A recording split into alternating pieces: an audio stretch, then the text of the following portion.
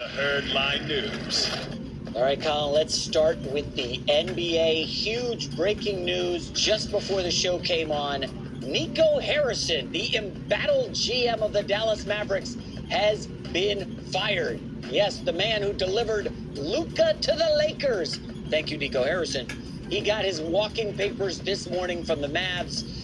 Dallas is off to a brutal start this season. I believe they are 3-8. Another tough loss last night to the Milwaukee Bucks. Well, if Kyrie Irving doesn't get hurt, they wouldn't be as rudderless, and it may feel different because he didn't get fired after the trade. Right. But then when you watch them now, and it's not just that they're losing, but they're a mishmash of too young and not lead. They don't have a leader on the floor, and then you can't ask Cooper Flagg. He should be in high school. He should be his first year at Duke. So they just don't have an offense. So in an offensive league, it's a really ugly look. Again, they could have this record if they were fun offensively, kind of had a direction. We're losing close games late. It's not that. It's like an NFL team that can't complete passes. Like they're so hard to watch that you're kind of stuck. And now Nico's going to take the fall. As you see on the screen, it's all been a disaster. Now, listen, I'm not defending his trade at all. I still think it was a horrible trade. But Kyrie Irving, I believe, as you said, went down something like a week or two after the trade. And his timeline was, hey, the next 3 years we're in the mix with Kyrie, with Anthony Davis. And, of course, now Kyrie out for the year.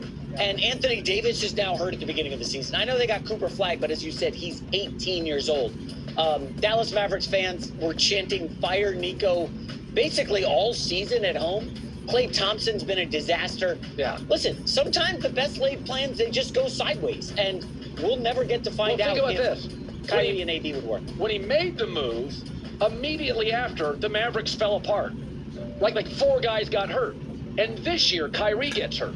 So if nobody ever got, if they had the, 80. If they had the average number of injuries an NBA team has, they're kind of like the 49ers in the of the NBA. Like, their stars are always hurt. If they didn't have those injuries, Nico would be fine. They would have been a better team last year. The press would have pulled back.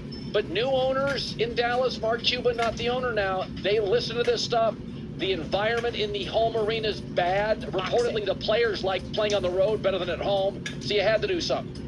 It's just a tough spot. Cooper Flagg did look great last night, by the way, in the loss. That was his best game as a pro. Yeah, best game. I think he had 26. All right, let's move on to the